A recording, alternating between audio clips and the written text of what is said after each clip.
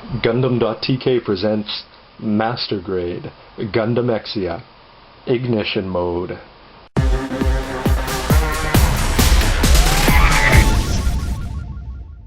Robert 184 from Gundam.tk, and don't forget to check out all the other parts of the review.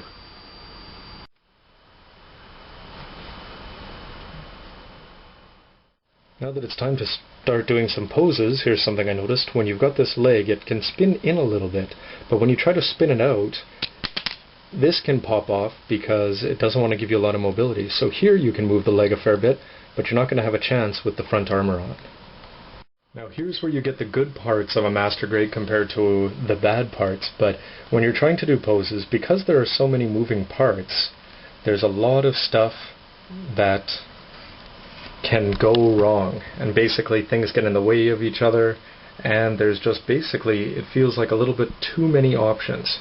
But once you do pull off a good pose and keep it there, it's going to look pretty impressive. But as cool as ground poses are, and that is a huge sword, if you're spending the money to buy this kit, I don't know why you would not spend a little bit of extra money and buy a 1/100th Action Base 1. You can buy clear, you can buy celestial beings, white, there's a bunch of different variations. Either way, you're going to get this octagon base, square on the front leg, back leg, and this comes with a custom part, and this is the one from 00, but this is the one from Master Grade Exia. So you basically just plug that in. Once Exia is off the ground, there's all sorts of cool stuff you can do with it, but here's the one that I really wanted to try. If you put the arm all the way up, well, it's actually staying in place better than I expected. One thing that's sort of cool about the sword is that in addition to just being straight out, you can also bend it at a 45-degree angle and attach it on like this. So, legs dashing, swords back, getting in the way just a little bit. Sword at a 45-degree angle.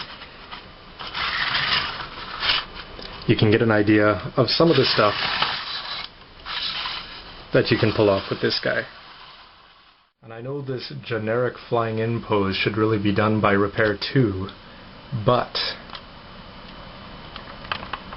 Exia can still make it look pretty good, but he's probably not happy.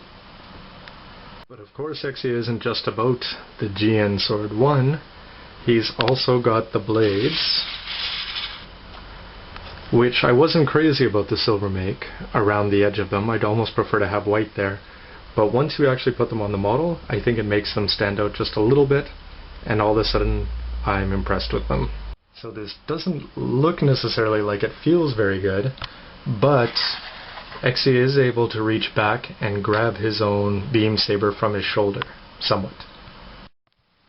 And usually when I do mobility checks of the arms, I don't even think of bending them backwards.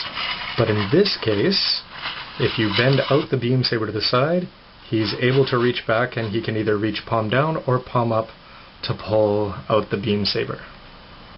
And I think he even looks good with just simple beam sabers, especially when you think of the idea of him throwing the two small ones. Just to give you an idea though of posing, this shield has fallen off quite a few times. This waist armor piece has fallen off a few times, and you do have to be careful with that. So it's not a perfect model. Now the Gundam that you're going to have to compare this against the most at the moment is the 1/100th 00, and I think that you can just see from the detail in Exia that overall this just feels more like a Master Grade. This one, of course, by its nature is a lot cleaner, but I built the 1/100th Exia, which was probably my first video up on YouTube, though it was more of a slideshow. But this has come a long way, and I remember that 1/100th relied a lot on lining to make it look sharp. But I think with Exia they kept it clean and fairly simple, but by using cutouts, like for example in the blue, that they were really able to make this feel like a Master Grade.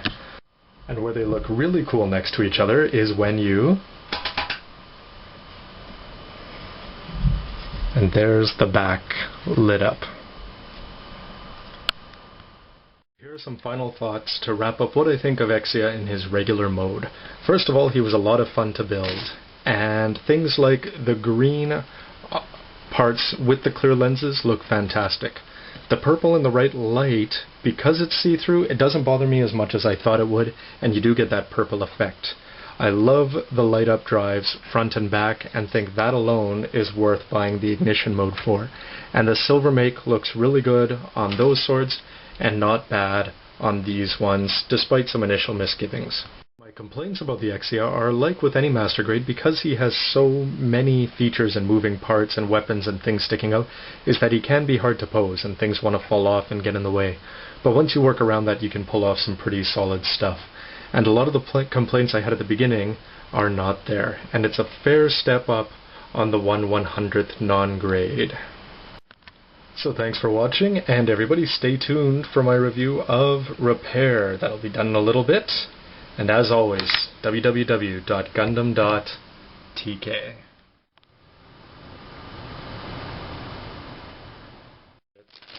Scale.